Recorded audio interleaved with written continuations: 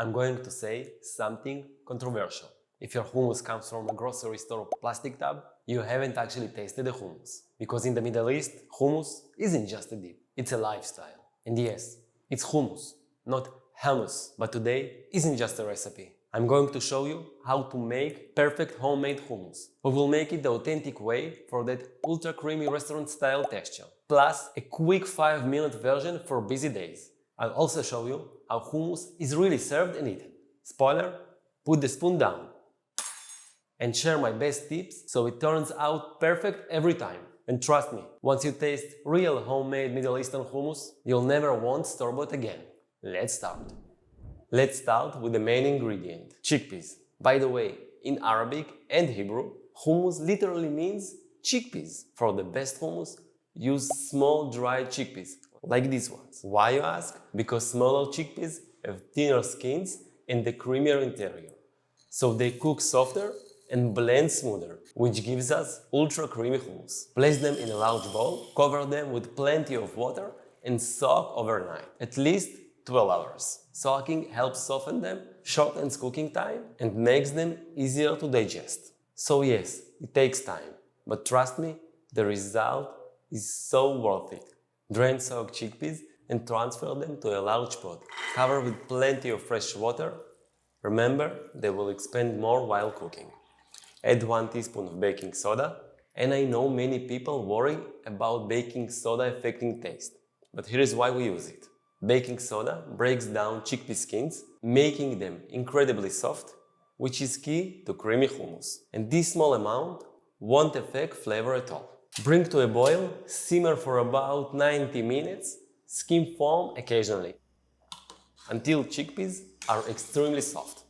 Since cooking chickpeas takes time, it's a good idea to cook a big batch and freeze portions for later use. Just let the chickpeas cook completely, divide into portions, about 2 cups per bag or container. Then freeze, then whenever you want hummus, simply thaw and blend, or use them for other purposes, like salads, stews and more. It saves a lot of time and makes homemade hummus much easier on busy days. When chickpeas are ready, drain them over a bowl and keep the cooking water. We will use it to adjust the texture later. You should be able to match them between your fingers easily. Soft chickpeas equals smooth hummus. And here's another pro tip. If you have a pressure cooker or instant pot, now is the time to use it. Cook for about 30 to 40 minutes under pressure. And as a bonus, you don't need baking soda, because pressure cooking softens them perfectly without any baking soda. To the next step, blending. In a food processor, add fresh lemon juice, salt, 1 garlic clove. I personally don't like it, so I skip it today. And the second star of this recipe is tahini. If you are new to tahini, it's a creamy paste made from ground sesame seeds.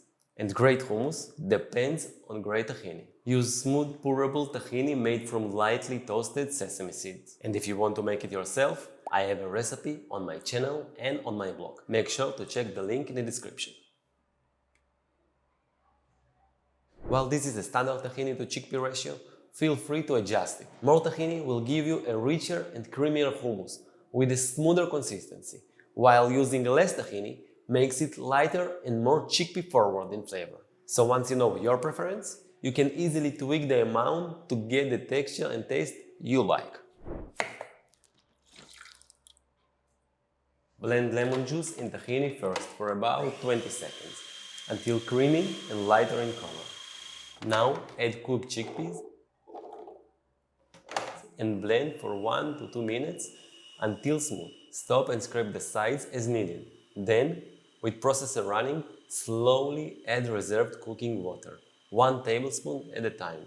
You will need between 60 to 80 milliliters. At this stage, give it a taste and see if you need to adjust the seasoning. And here's another pro tip. If you want your hummus extra white and fluffy, like a cloud, use ice-cold water instead. The temperature shock emulsifies the tahini and changes everything. And one last blend. The hummus should look slightly loose, but it thickens when chilled. Now let's plate the hummus the Middle Eastern way. Spread hummus on a shallow plate. Make a little well in the center and drizzle with olive oil or tahini sauce. Today I'm using tahini sauce. Top with cooked chickpeas, paprika and cumin if you like, and freshly chopped parsley. Serve with warm pita, and yes, I have a recipe for homemade pita bread as well. Make sure to check the link in the description. And here is a cultural note. In Israel, we don't say we eat hummus. We say we wipe hummus. No spoons, only pita.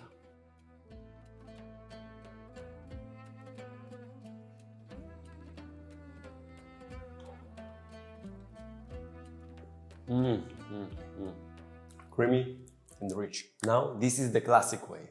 No fancy mixings, plain and simple. Just like you'd eat in the Middle East.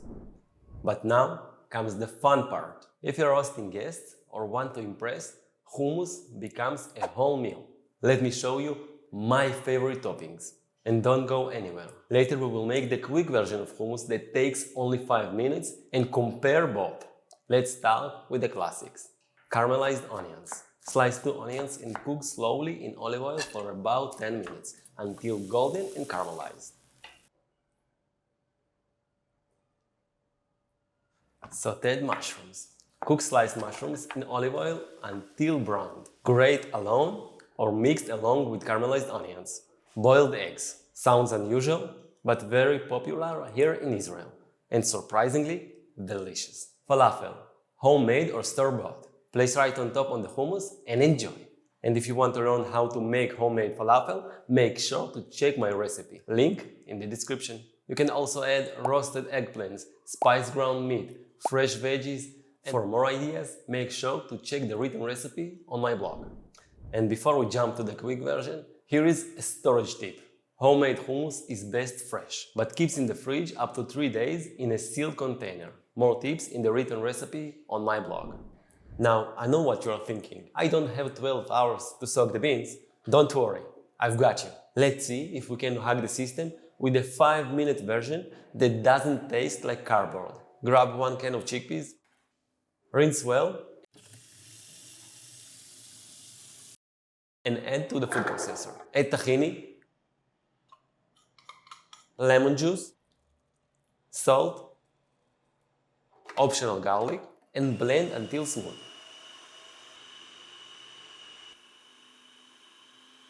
Then slowly add cold water until creamy.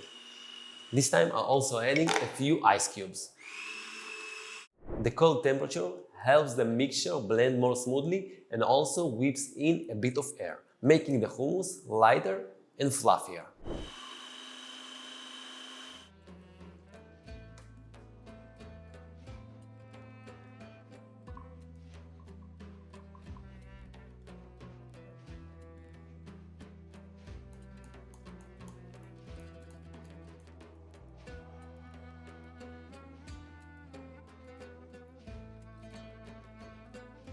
Now comes the big question.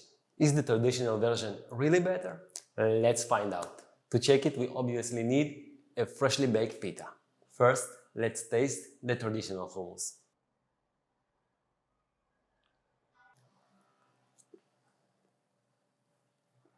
Creamy, fresh, light, but still satisfying.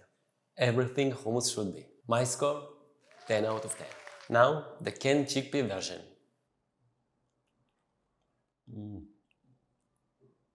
Still creamy, honestly not bad at all, but you can taste the difference. A little difference, but difference. I would say a bit flatter in flavor. Honestly still better than most store-bought versions. I'd give it 8 out of 10. Great when you're short on time, but homemade wins.